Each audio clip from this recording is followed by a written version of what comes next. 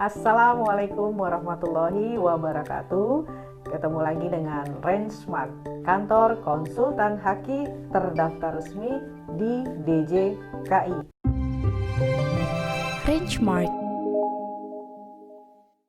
Kami memiliki kantor pusat di kota Jakarta Selatan dan memiliki kantor cabang di kota Padang. Baik, kita akan menjawab pertanyaan yang masuk ke Rangemart.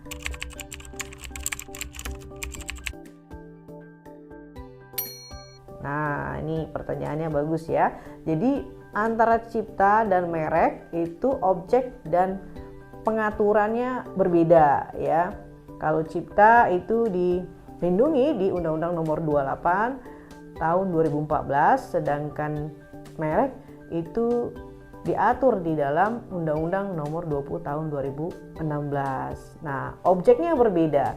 Objek perlindungan terhadap hak cipta adalah ilmu pengetahuan seni dan sastra, sedangkan merek objeknya adalah tanda pengenal suatu barang atau jasa yang ditampilkan secara grafis, bisa berupa gambar, logo, nama, kata, huruf, susunan angka, atau kombinasi antar unsur atau warna, ya, baik 2 dimensi atau 3 dimensi, bisa juga suara, bisa juga hologram yang digunakan dalam perdagangan barang atau jasa, berfungsi sebagai daya pembeda untuk barang sejenis atau jasa sejenis.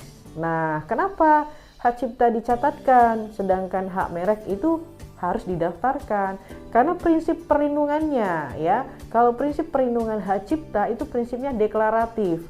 Kapan negara melindungi? Ketika karya cipta itu jadi dan dipublikasi. Jadi perlindungan negara hak eksklusif terhadap hak cipta diberikan pada saat karya cipta itu jadi dan dipublikasi pertama kali.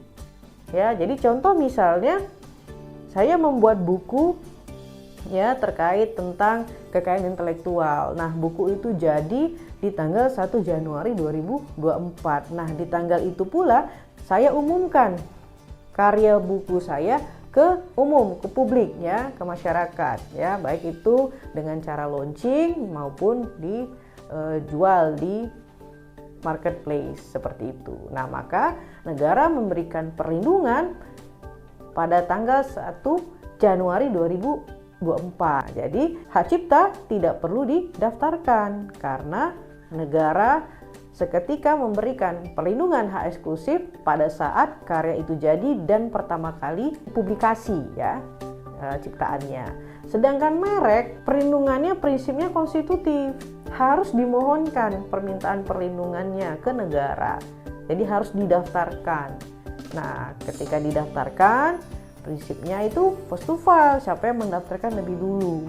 Nah, ketika didaftarkan baru diproses, apabila disetujui ya untuk didaftar baru terbit sertifikat merek. Jadi meskipun saya punya mereknya sudah digunakan 10 tahun yang lalu atau bertahun-tahun yang lalu ya, tapi kalau saya tidak mengajukan pendaftarannya ya, permohonan perlindungan mereknya dengan cara mendaftarkannya ke negara, maka tidak ada perlindungan hak eksklusif atas merek tersebut. Ya, jadi itu bedanya ya prinsip perlindungannya ya. Jadi satu prinsipnya deklaratif pada hak cipta, yang merek itu prinsipnya adalah konstitutif, wajib dimohonkan jika ingin mereknya dilindungi.